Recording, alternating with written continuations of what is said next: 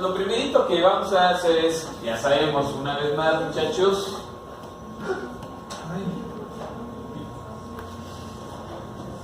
lo primerito es, ya que lo leímos completo, ¿qué nos pide el problema? Una vez más, aquí no me hace una pregunta, pero sí me da una orden.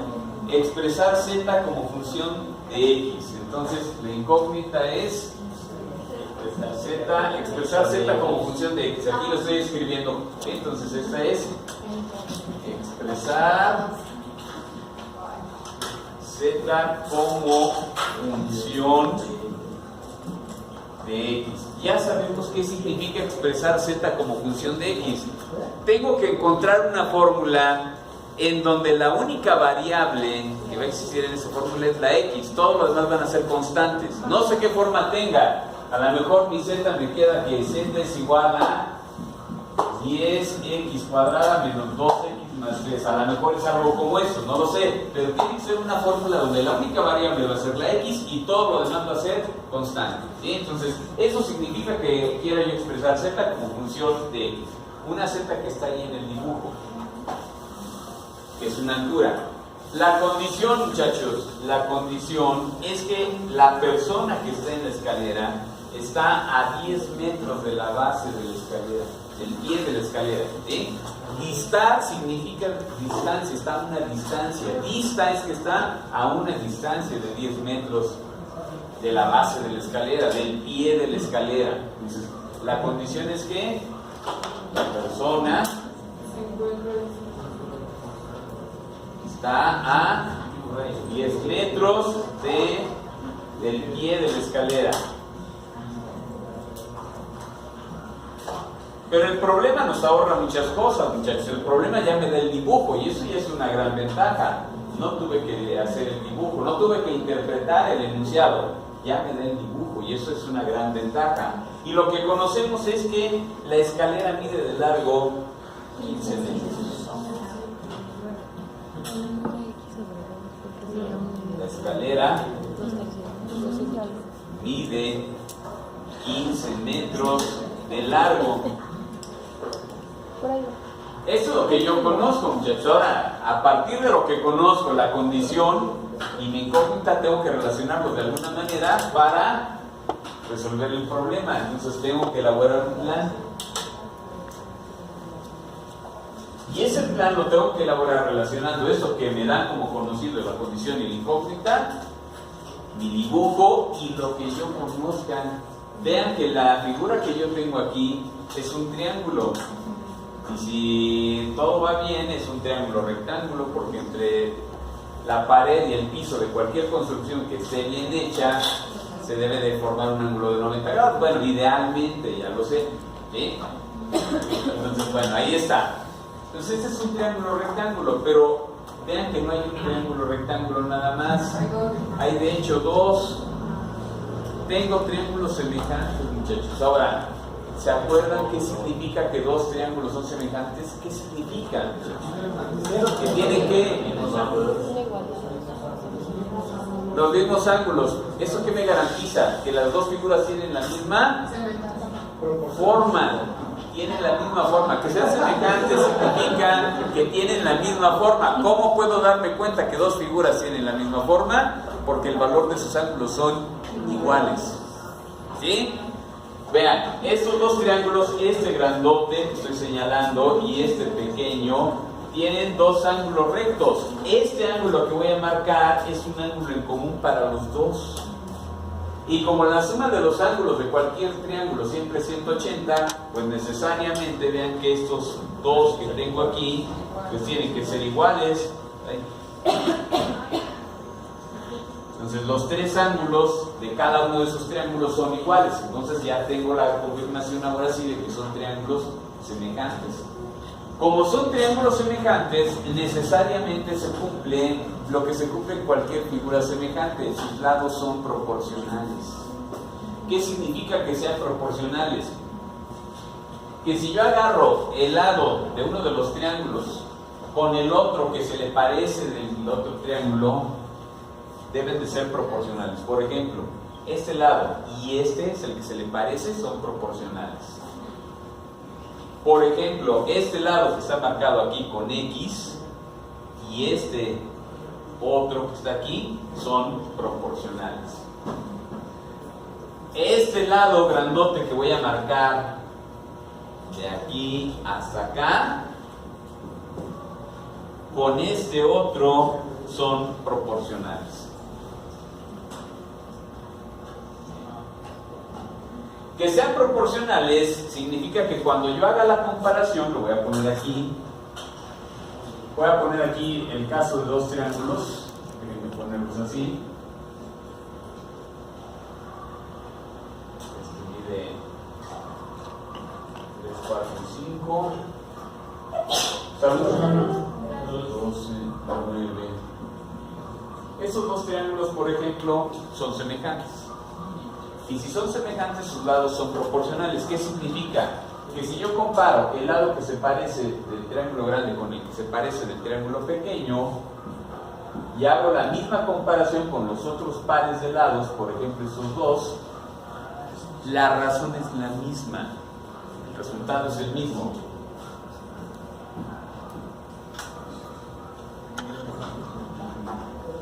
Si yo simplifico aquí, 9 tiene tercera y 3 tiene también. Este es 3. 2 entre 4 es 3. Y si yo comparo el otro par de lados que me quedan, me tiene que dar lo mismo. 15 entre 5 también es 3. Y solamente se da cuando son figuras semejantes. Dos rectángulos semejantes, dos pentágonos semejantes, dos triángulos semejantes y las figuras son semejantes. Si no son semejantes, eso no se cumple, muchachos. ¿Sí? Bueno, entonces aquí, vean, a mí me interesa poner en relación Z con X, solo que Z pertenece al triángulo pequeño y X en cambio pertenece al triángulo grande. Entonces allí tengo un problema, muchachos, que de alguna manera yo tengo que relacionar las partes del triángulo grande con las del triángulo pequeño. ¿Y eso cómo lo hago? Con triángulos semejantes. No lo puedo hacer de otra manera. Pero también vean que yo conozco varias cosas del triángulo grande, muchachos. Del triángulo grande sé cuánto vale este lado, aunque sea literalmente y con letras, pues, y lo que mide este otro lado, que es el tamaño de la escalera. También los puedo relacionar de alguna manera, cosa que no puedo hacer con el triángulo pequeñito, porque vean, del triángulo pequeñito sí conozco este lado y este otro, pero este pequeñito no sé cuánto vale. Eso quiere decir que seguramente tengo que utilizar la información tanto del triángulo grandote como la del triángulo pequeñito y luego relacionarlos a través de semejanza de triángulos.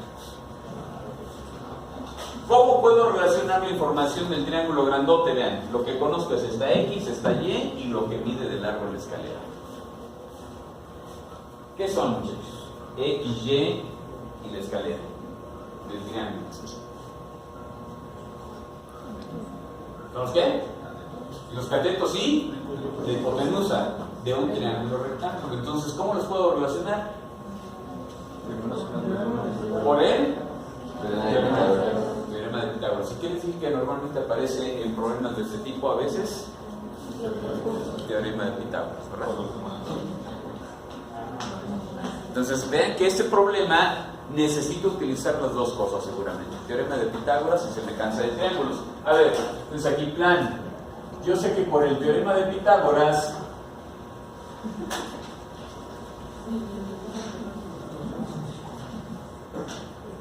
se cumple lo siguiente.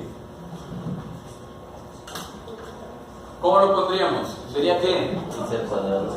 X al cuadrado Más Y cuadrado. más Y cuadrada Es igual a 15. es igual a 15 al cuadrado. Ojo, muchachos, solo que esta es la información del triángulo grande. Y yo quisiera que en lugar de Y, yo la haría, si en lugar de Y apareciera aquí la la z, ¿verdad? Pero es igual aquí. Ok, entonces, pero eso ya me está indicando otra cosa.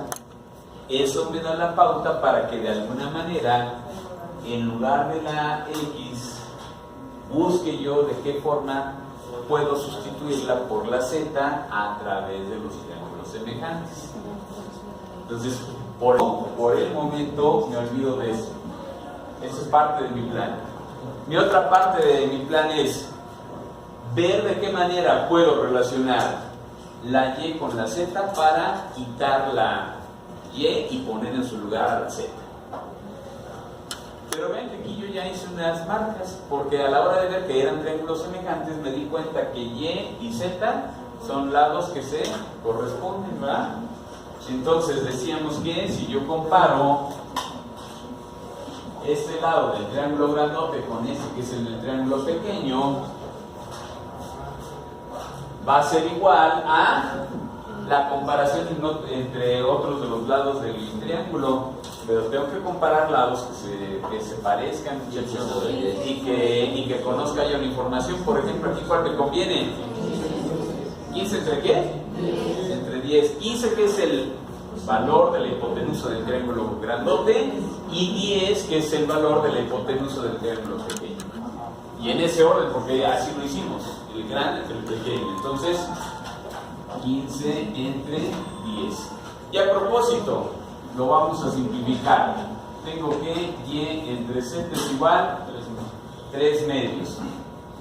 3 medios porque 15 tiene quinta y 10 también. Quinta de 15 es 3, quinta de 10 es 2.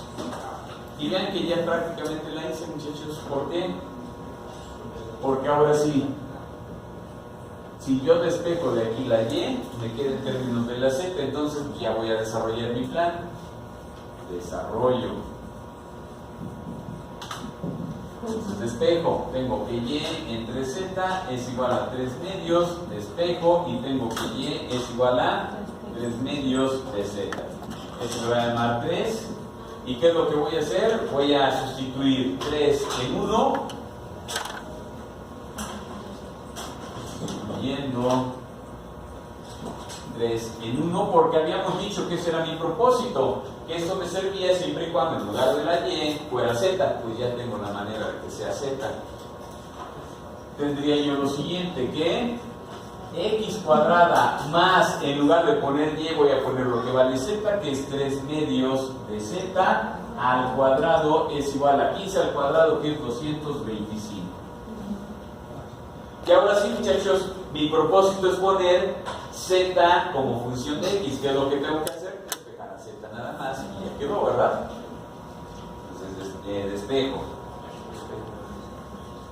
Esto implica lo siguiente. Esto ya lo puedo borrar, ¿verdad? Esto ya funcionó, entonces ya nos olvidamos de ello. Esta x me estorba de este lado, está sumando, lo paso restando y elevo al cuadrado también. Me queda 9 cuartos de z cuadrada es igual a 225 menos x cuadrado. Ahora, este 4 que está aquí dividiendo lo paso multiplicando. Y el 9 que está multiplicando lo paso dividiendo y me queda que z cuadrada es igual a 4 novenos que multiplica a 225 menos x cuadrada. ¿Hasta ahí estamos bien, muchachos? Por último, le saco la raíz cuadrada, pero eso me representa las distancias porque son los lados de un triángulo. Entonces no tengo que sacar valor absoluto. Entonces, esto implica que z es igual a la raíz cuadrada de 4 novenos que multiplica a 225 menos x cuadrada. Como tengo una multiplicación dentro de la raíz, sabemos que le puedo calcular la raíz cuadrada por separado a cada cantidad que se está multiplicando. Y les comento eso porque 4 novenos tienen raíz cuadrada exacta. 2 tercios. Esto implica que z es igual a 2 tercios que multiplica a la raíz cuadrada de 225 menos x cuadrada. Y ahora sí, ya lo pongo como lo tengo que escribir. Por lo tanto, z como función de x es igual a 2 tercios de la raíz cuadrada de 225 menos x cuadrado. Y ya quedó, muchachos. Ya me quedó la z como función de la x, es decir, me quedó expresada la z a través de una fórmula donde la única variable que interviene es la x y todos los demás son constantes. ¿Sí? Y ahora sí, si usted me dice cuánto mide x, yo les digo cuánto mide z, ¿cómo? Con esa fórmula que acabamos de descubrir.